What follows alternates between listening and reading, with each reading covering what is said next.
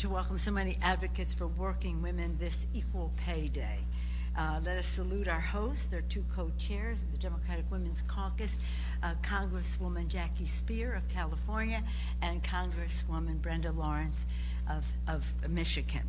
And thank you to the Secretary, Mr. Secretary. It's an honor to welcome you to the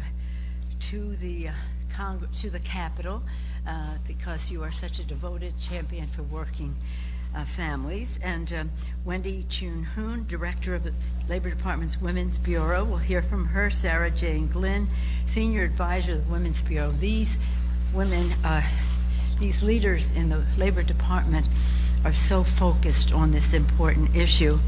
And our very VIPs today, I know everybody will understand with all the respect I have for our guests that I introduced.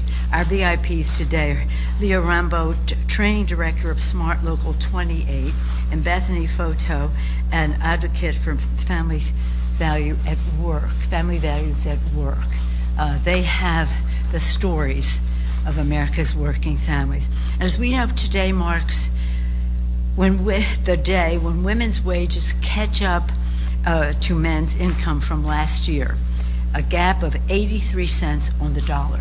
I said to our friends earlier, before I had to take this call, that can you imagine one of these days young people will look back and say, can you believe there was a time when women did not make the same amount of as men did for the same work? Again, this disparity cost more than $400,000 over a career.